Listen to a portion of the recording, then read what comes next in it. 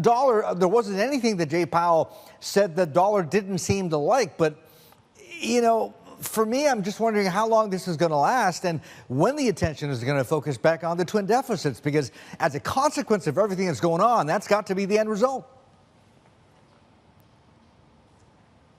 Yeah, hi Martin, thanks for having me on. Yeah, I tend to agree with you. I think we've had almost a few days of sort of avoiding certain issues. But definitely what we got was a nice market reaction for the dollar last night. And it seems to be a bit of a pattern when we do hear from the Fed at the moment. They're sticking to their guns, and it's coming through in stronger dollar terms.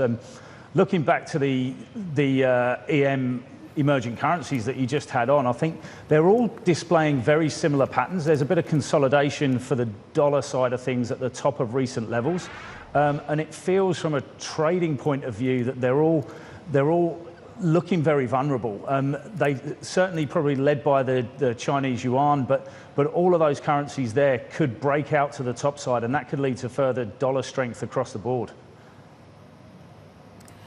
Okay, Nick, given the situation on trade and what we're seeing in the markets at the moment, what's the best buy out there? I think the dollar could be one of the strongest buys out there, and it's going to come down to whether we see an escalation, and we keep talking about this, of those trade tensions. And I think the dollar will accelerate if we do see an escalation of trade tensions. But there's certain other currencies that look to do really well when the market is sort of very uncertain, and others could be the Singapore dollar.